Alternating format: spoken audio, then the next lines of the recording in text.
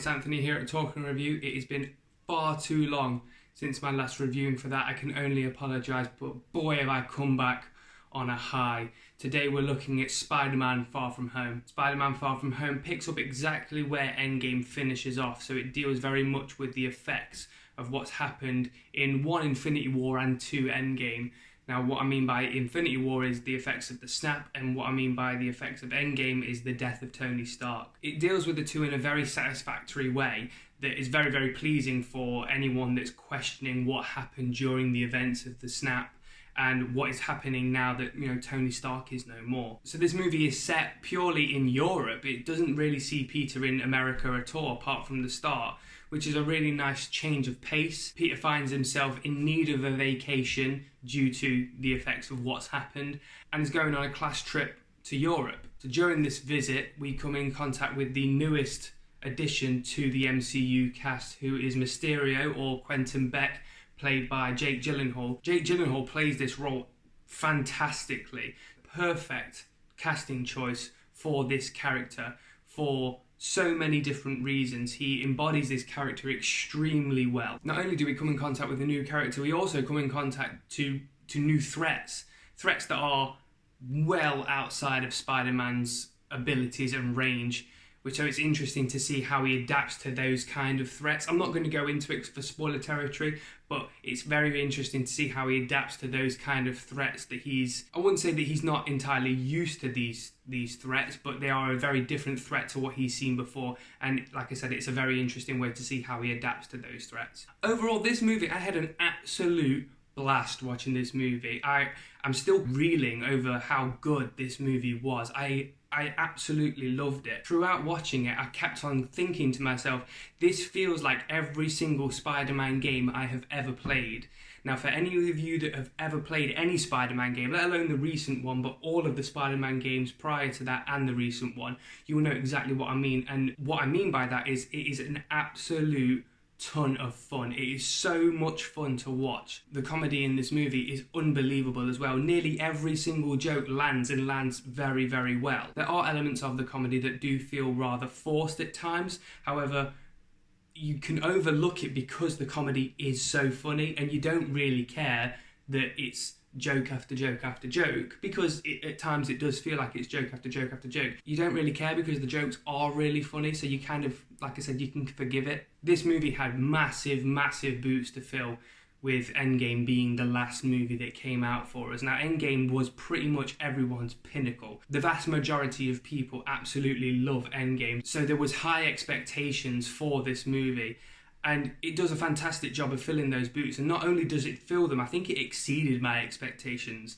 When I went into this film, I didn't really know what to expect, really. I understood the main gist of the film, and I wasn't really prepared for what I was about to see, because I'm going to throw it out there right now. This is absolutely one of my top MCU films, without question. It is absolutely up there. And some of the sequences in this film are easily the best sequences of any MCU film, hands down. The creativity of some of the sequences in this film are incredible, and they're such a pleasure to watch. Now, I'm a massive Spidey fan, so I might be a little bit biased in this, but throughout the majority of the film, I was sat there with a smile from ear to ear. There's something about this movie that just induces joy throughout, and I think that that's down to a couple of things. One, the story. The story is very, very good. Two, the acting. The acting is incredible in this film. Now, I haven't been a massive fan of Zendaya, Mary Jane. I haven't been a massive fan of her in anything that really I've seen her in. However, in this, she really surprised me, and I'm really impressed by the way that she's created this character of MJ in a different way than we're used to, and I really like it. And hats off to her, because she did a really good job. As I said, Jake Gyllenhaal is absolutely great in this film. He nails the character of Mysterio. And Tom Holland is now cemented in history as probably one of the greatest Spider-Men we've had. I'm probably going to divide opinion on this, because obviously people very much love their own versions of what they believe Spider-Man is. Tobey Maguire, Andrew Garfield, and now Tom Holland.